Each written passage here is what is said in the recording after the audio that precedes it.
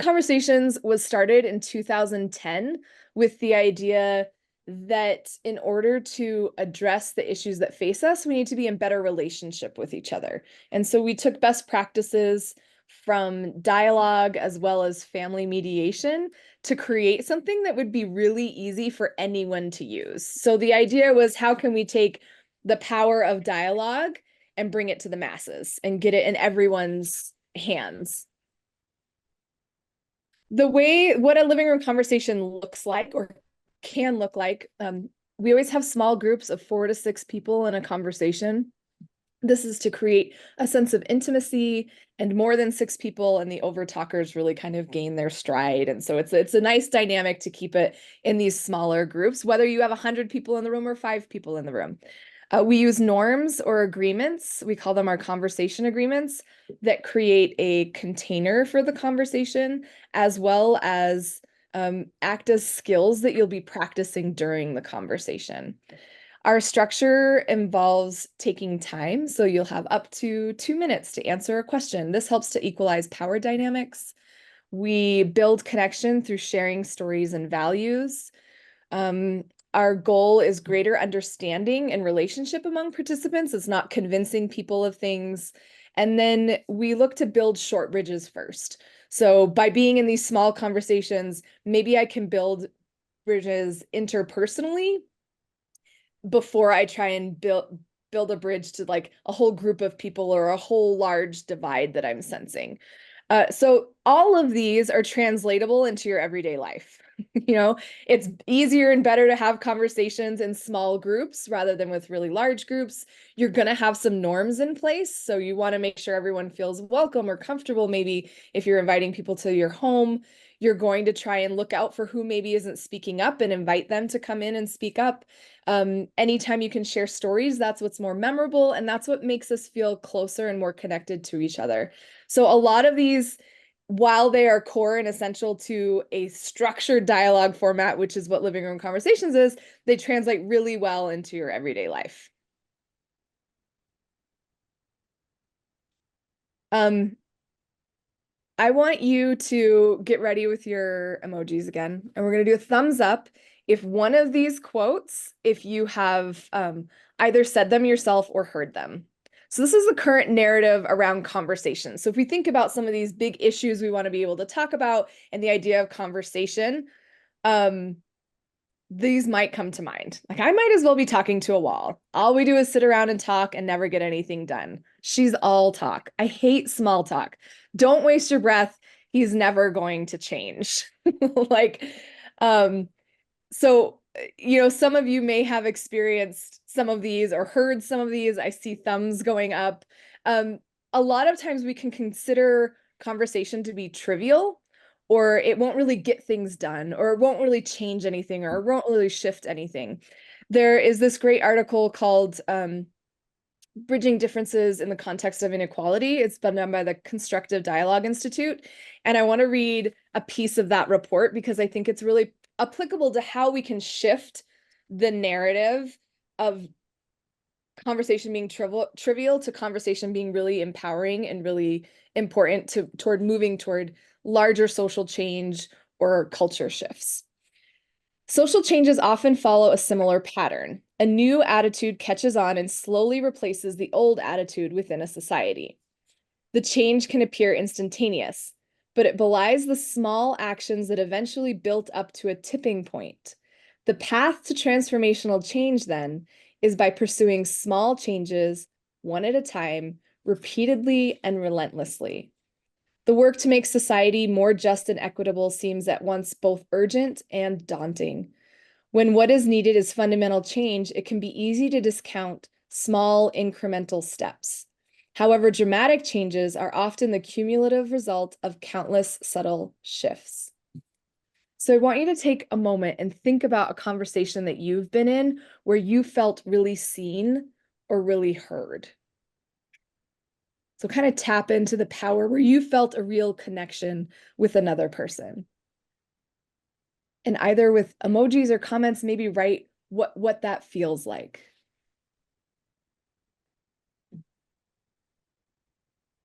How you know you're connecting. how you know the conversation is building understanding.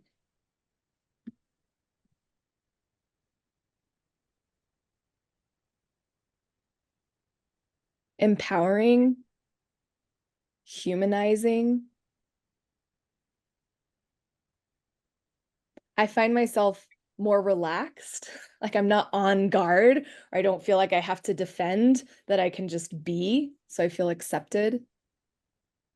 Pragmatic, affirming. The weight feels shared. So there's this kind of equity or more equitable share. It's gratifying. It's two-way. There's a dialogue. It's a back and forth. It's energizing. This feeling of wanting to be known more. So when you think about some of these divisions that we're facing in society, some of the issues that are happening on campus and in other places, and how they can seem really insurmountable, when you get down on this granular level of feeling, reassured about human values, having a two-way where you feel like you're known, you're being listened to, you can see how those small changes repeated over time can start to shift culture, can start to shift how we interact with each other. This is what we're moving toward. And these are some of the experiences that we've heard from people who participate in living room conversations or who participate in dialogue. So this idea of challenging your assumptions and maybe thinking that you're unique, but we're not all the same and we're not all different. There are commonalities and there are also things that we can learn from. Being able to really listen, not feeling like you have to defend yourself on a soapbox, but you can just put in its place a curious mind and an attitude of respect. So what we see happening is we're moving from this conversation, which can seem trite, into dialogue, where we're setting aside the time and intention to see and hear each other. We're strengthening our own capacity for curiosity, for empathy, for authenticity. This allows us to work together, and to create peace, because we're leaning into healthy conflict. We can disagree deeply on things, but we can still be in relationship with each other. Instead of we disagree deeply on things and we're going to villainize each other, and blame each other and stop humanizing each other. So now I would love to know a little bit from you, what conversations you wish you were having and what gets in your way. So I'm going to stop sharing my screen, kind of be thinking about that, and we're going to try our first poll. So if you jumped on after I gave my little explanation, I am going to pop up on the screen QR code, and you are going to scan it with your phone. It's going to be really easy and fun. So first one, what conversations do you wish you were having? So if you talk about one thing, what's really pressing, what do you think your community should be talking about right now? Then what is that conversation? The future, women's issues, maybe, freedom, fire levy.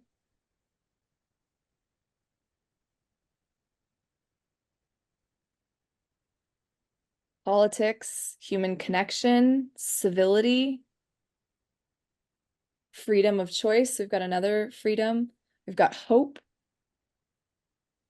universal healthcare, politics, housing, civic engagement, unity, opportunity, just life, homelessness, elections, policing, reproductive rights. So a lot of really great things to be talking about. And we're still going. Hurdles, so maybe barriers, either the opportunity gap or the education gap or other things, maybe development, how to listen to the news. Media literacy is becoming increasingly important. Now, as you think about all these conversations you want to be having, What gets in your way?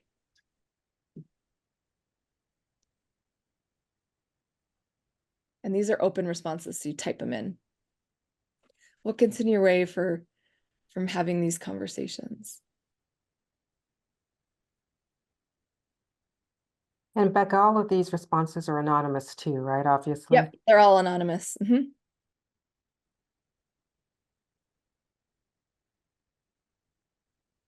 Polarization, maybe fear of different perspectives or knowing that there are differences and not knowing how to navigate them. Closed-mindedness, maybe going into a conversation where you feel like someone's already made up their mind and they can't listen to you.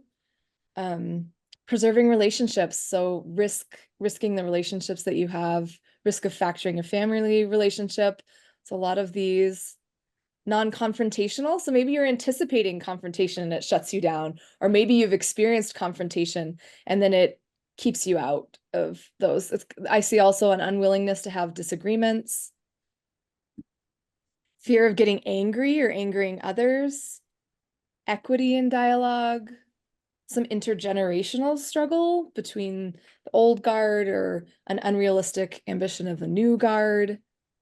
People's interest wanes when you start talking about it. So maybe, it could be that they sense it's really important to you. And as soon as you surface it, they're like, oh, I'm going to steer clear of this. Or it's hard for them to stay engaged. Fear of reprisals, I see, a sense of hostility from others. So just like all of those things you want to talk about are so important, all of these things that get in your way are really valid. Um, and what it takes is getting canceled. The cancel culture is another great one that we see happen a lot.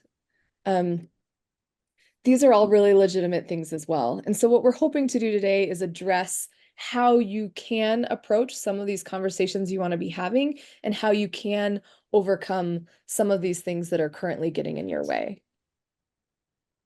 And I have found, this is what, as I talk to people all over the country, I always ask those two questions. What conversations do you wish you were having?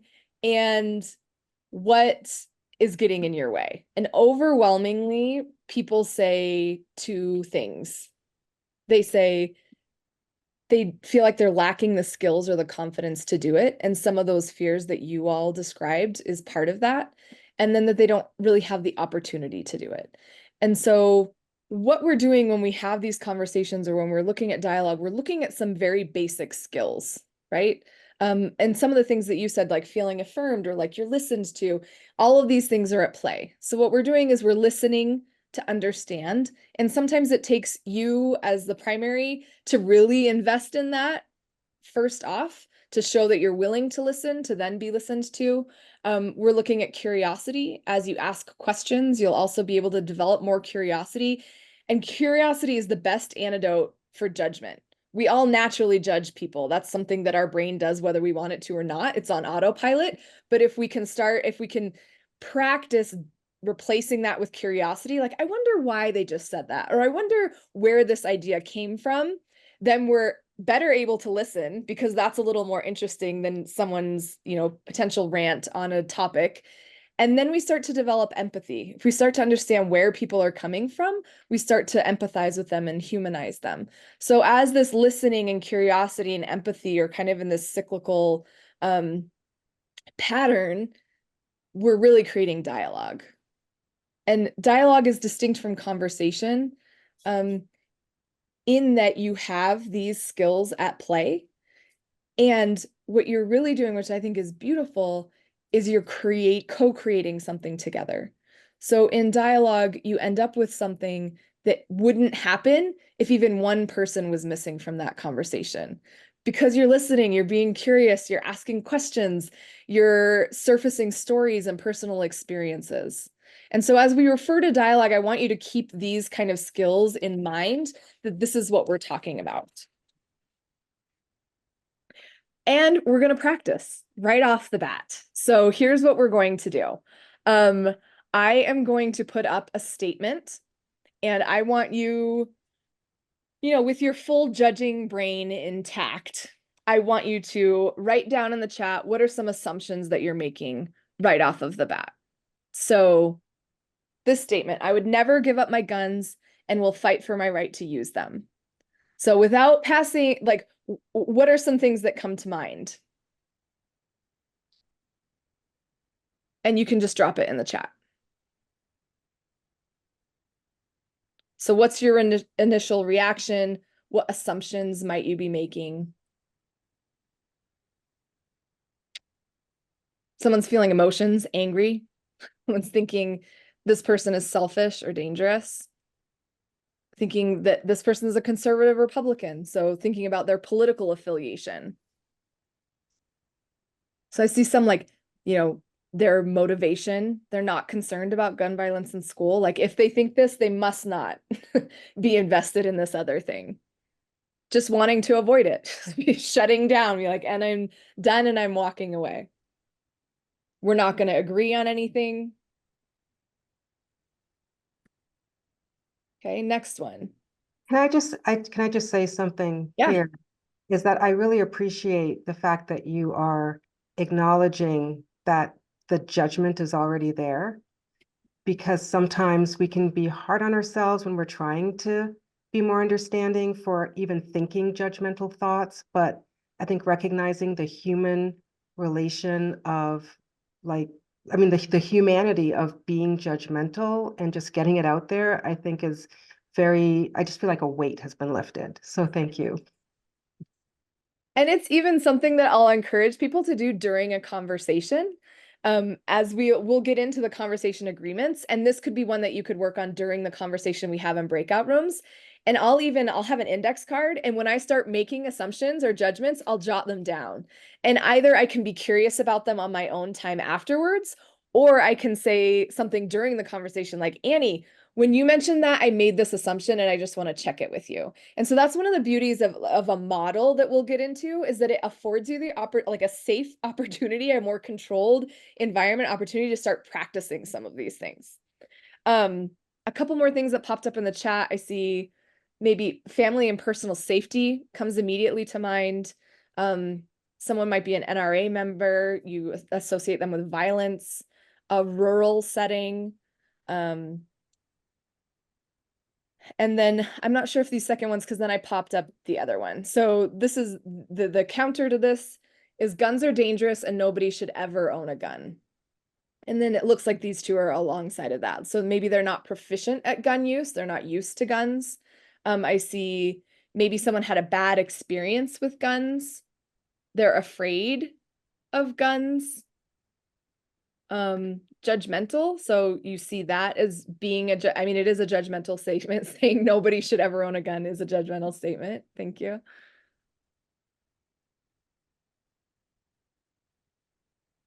You can relate with the statement. Like a yes, I agree kind of thing, which also happens, right? And we feel more comfortable when we can say, yes, I agree. And so what happens on social media and other things, we tend to gravitate toward those, yes, I agree, rather than the discomfort and the judgment that we feel when maybe we don't agree, or we can't recognize ourselves in another person, or we don't think that we'd be able to connect. So now I'm going to tell you about the actual conversation that these quotes came from. I had a conversation at the University of Utah, and what was happening, the story behind this. Okay, let me restart. What I think is important to do, as Amber mentioned, we're all judgmental. What we need to do is learn the mechanism for replacing that with curiosity. And where you get to that is by taking these statements and then putting them in a context that's grounded in someone's personal experience and in their lives. Stories are much more interesting than people's opinions. And even than like the facts that they share around an issue. So I was in a conversation. One of the people spoke up and said, I grew up in a household where my dad was abusive and he would use guns to intimidate me and my family. I don't think anyone should own a gun, and I would never have one in my house. Another person spoke up and said, I'm a mental health professional and I have a client who's very unstable and he threatened me and my family. I've never had a gun before, but I felt like I needed to go out and buy a gun to protect my family. And another one said, guns are part of my family culture. Rifles are handed down as family heirlooms. We go hunting together. This is how we bond. This is how we connect. It's part of our culture. It's what we do. I would never give up my guns, and I would fight for my right to use them. So in each of, once you get the story, I could look at each of those people and say, oh, I would probably feel the same way if I were you, or I can totally understand that. So rather than being judgmental by or getting triggered by a statement, I was able to look at the story behind the statement and where they were coming from, which is infinitely more interesting when you can say, oh, really? Tell me more about that. Or what, tell me about those hunting trips, or tell me about what it was like to have experienced that kind of fear growing up. And so now you get to practice one more time. I still want to hear, like, what are the assumptions that you're making? But then afterwards, I'm going to ask you, how could you replace that with curiosity? So right off the bat and in the chat, here's the first statement to react to. If you ban abortions, you don't care about women. This issue is about women's autonomy, their freedom to decide whether and when to have children. So what are your gut initial reactions to a statement like this? Agreement? This person gets it. It's a personal decision. It disregards deeply held religious beliefs. Maybe you envision them going to protests. It is hot button and part of every campaign. So maybe it feels political at this point because it's become a political issue. Maybe you assume this person has had an experience with abortion, or someone close to them has had an experience with abortion. All right, second one. Abortion is immoral. This issue is about life, and life is sacred.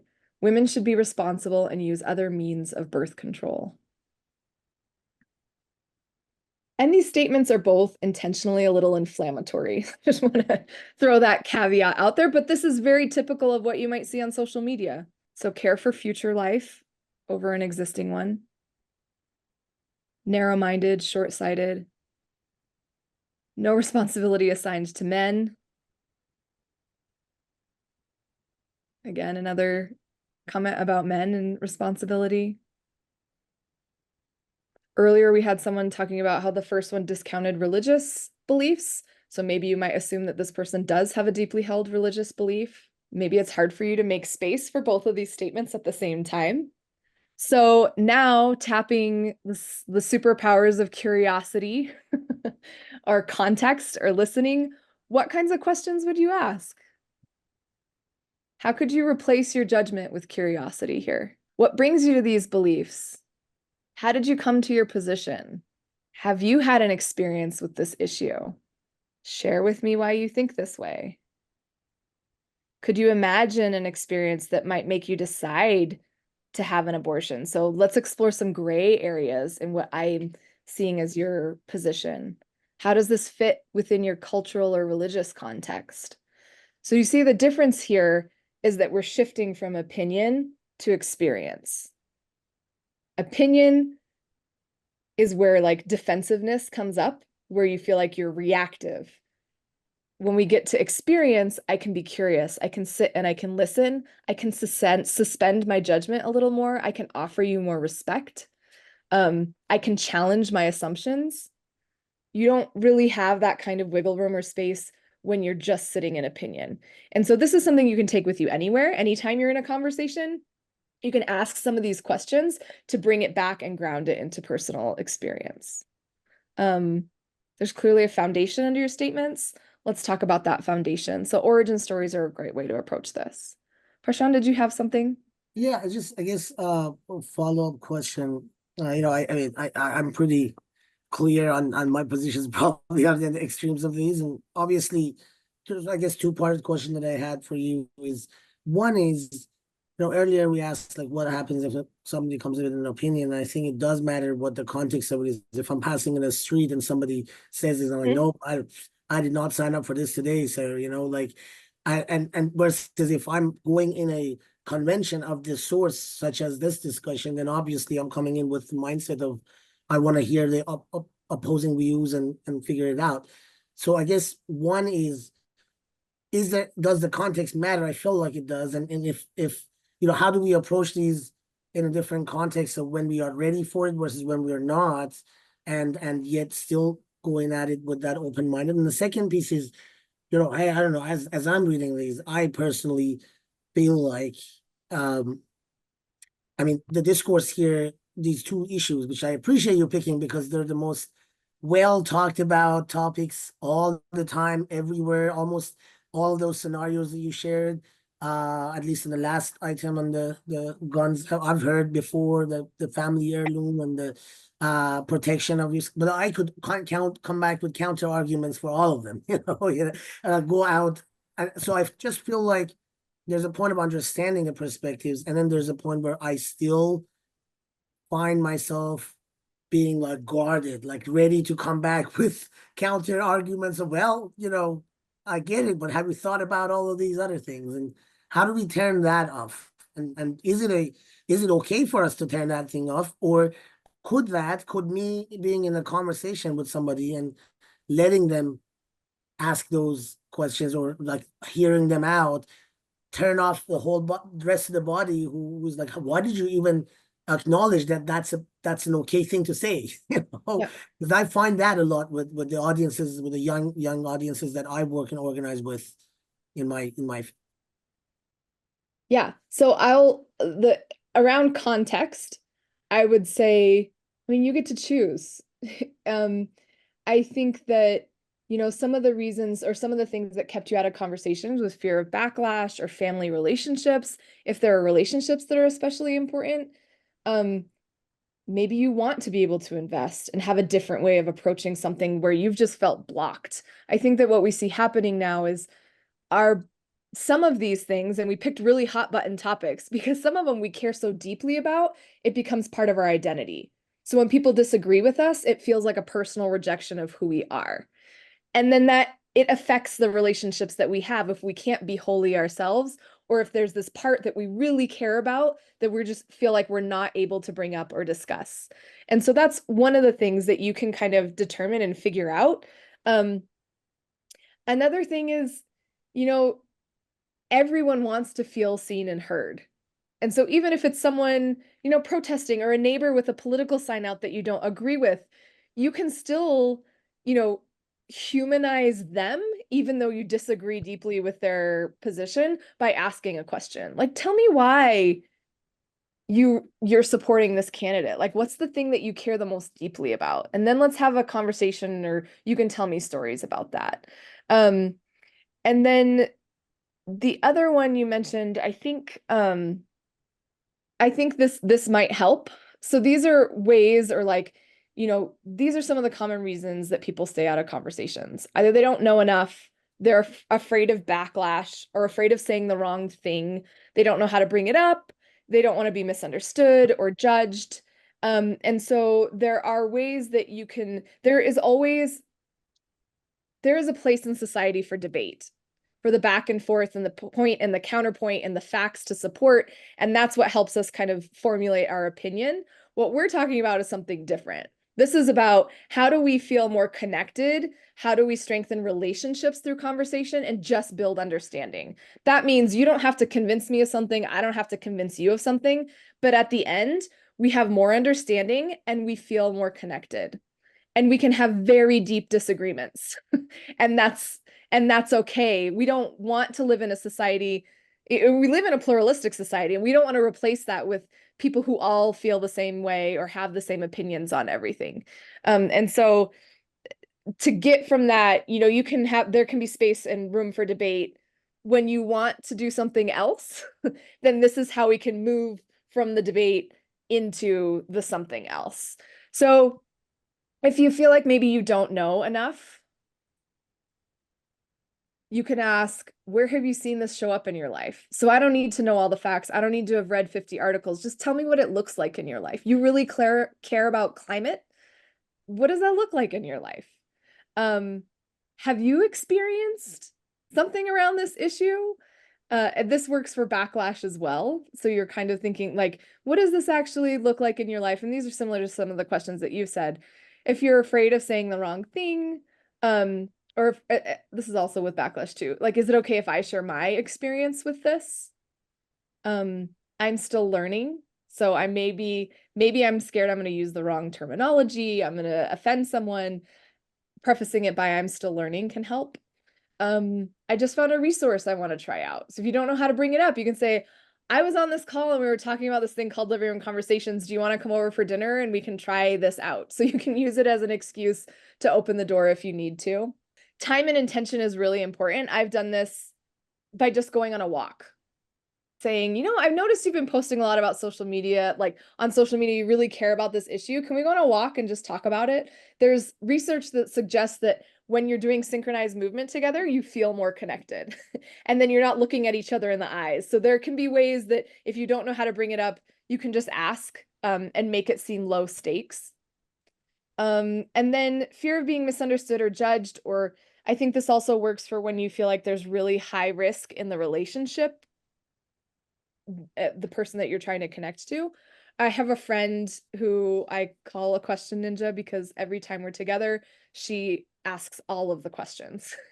And I've been like, I remember we were carpooling to book club and I was like, okay, I'm going to do it this time. I'm only going to ask her questions. We're just going to talk about her. And 20 minutes later, I was still talking about myself. And I'm like, how did that even happen? So if you're not sure and you want to be able to assess the landscape, you can just ask a lot of questions. People like to talk, especially about issues they care about and about themselves. So you can ask questions and you can try to identify what your opening is. Like, oh, this is where we might have common ground. This is where I might be able to jump in.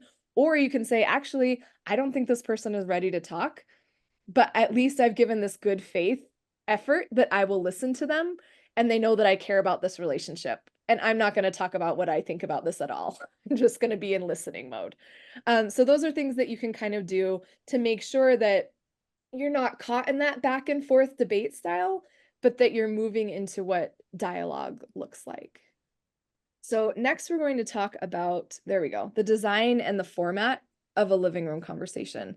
So you've got some ideas of what you can do on the fly, anytime, anywhere. Try to replace that judgment with curiosity, some prompts like, can I share an experience about this? Have you had an experience about this? I'm just learning. It can also be really helpful to practice. Practice when it's not high stakes. Go out and use something where it has all of these things kind of baked into the model for you, so you don't have to remember all of them. I mentioned the 6 conversation agreements earlier. These are them. So as you can see, we have things in bold. These really outline some of the skills that you're going to be practicing during a conversation.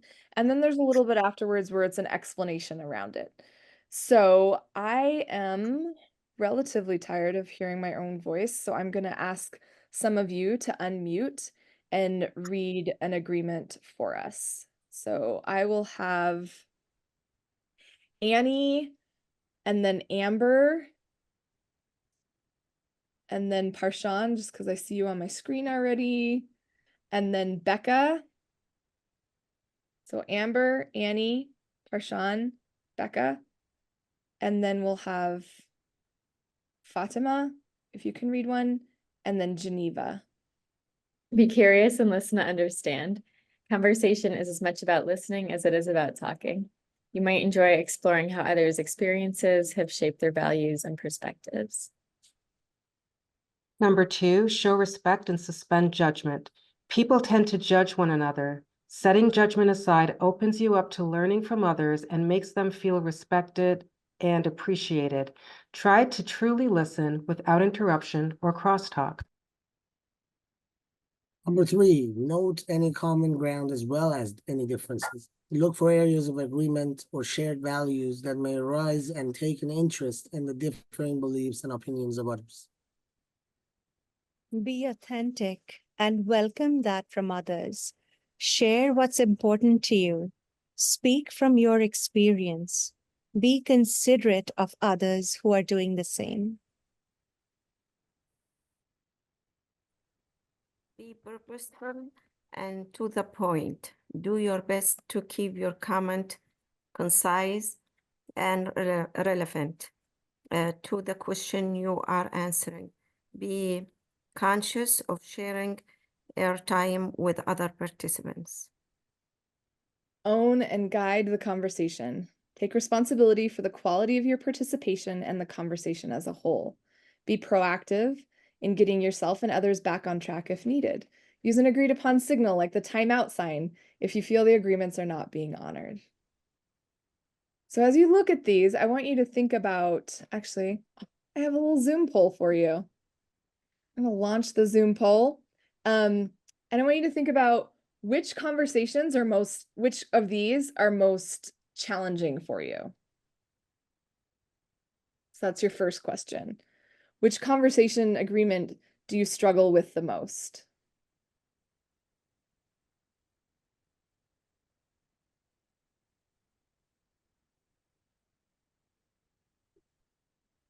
And after you answer that question, the next one is, which agreement would have the biggest impact on a conversation? Becca, while you're waiting for that, we have a couple questions. I know you're going to send the Interfaith Center like a resource packet that we'll send to everyone who's on the Yes. call. Will people have access to the slide deck itself? Yes, we'll also send the slide deck. Okay, I think we've got everyone. So I'm going to end the poll and I'll share the results with you so you can see them. So in the first one, which conversation agreement do you struggle with the most? This might be the first time ever Own and Guide the conversation has been the one that people struggle with the most. So that's really interesting. Then we have being purposeful and to the point, which is always one of the top ones. And then noting common ground as well as any difference, listen and be curious, and then the showing respect and being authentic. So that's really interesting. So maybe think for a moment, why is it that it's hard for you to maybe share ownership of a conversation? Do you find yourself taking control? Do you find yourself sitting back more? What is it about that agreement that you may struggle with?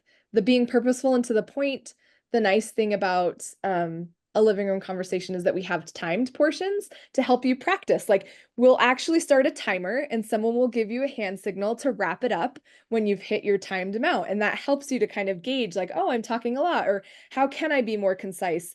Again, you use the format that's a little bit more restrictive to help you kind of acquire some of these skills that then you can bring to your everyday life. As far as which agreement would have the biggest impact on a conversation, showing respect and suspending judgment that's 6 out of 15 of you.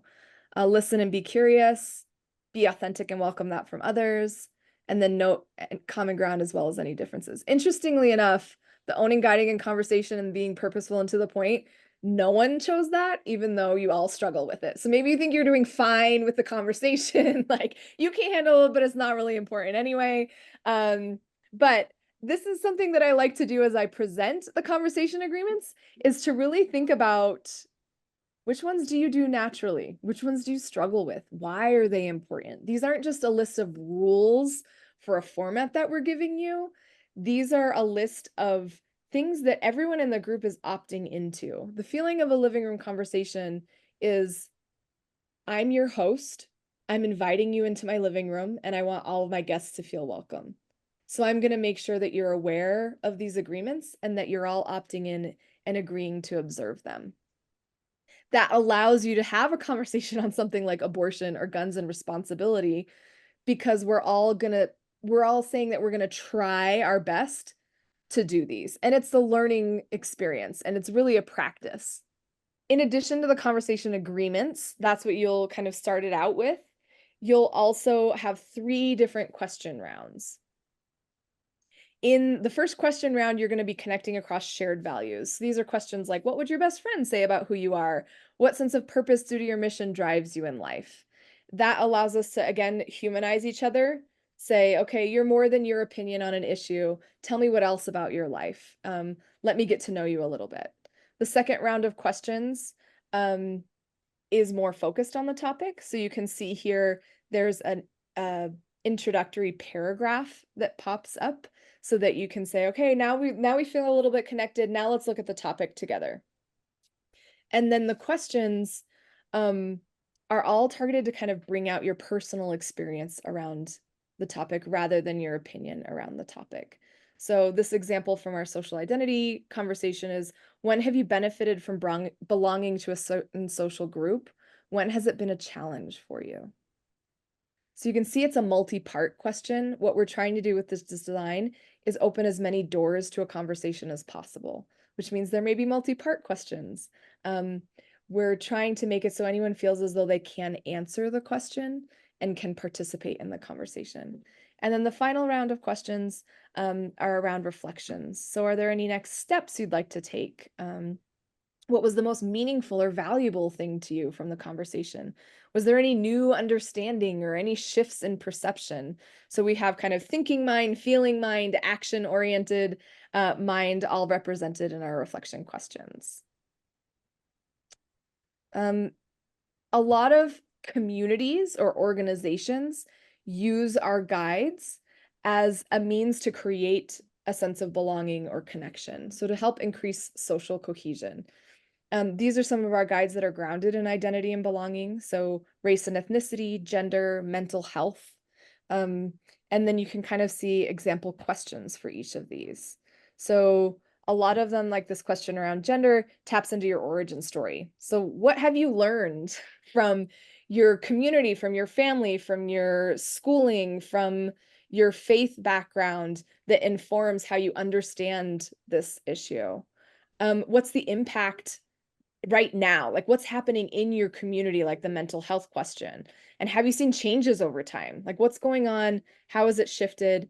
And then future kind of looking questions, like what would it look like if we lived in a society that values racial and ethnic differences? So what are your hopes and aspirations? And those are kind of the three general categories of questions that we use that can be helpful for you in everyday life as well. So tell me how you come to understand this. What do you see happening right now in your life or in your community? And then what do you hope to see? It's a better way to talk when things are hot. We've kind of already looked at abortion and guns and responsibility in our earlier exercise, but this idea like that labels like pro-choice and pro-life oversimplify positions and pit ourselves against each other. So what are the gray areas that we can kind of explore together? What role, again, more of an origin story type question, what role have guns played in your life? And then thinking about your own personal relationship. So Climate of Unity is thinking about your own stewardship. So now we're going to try it out.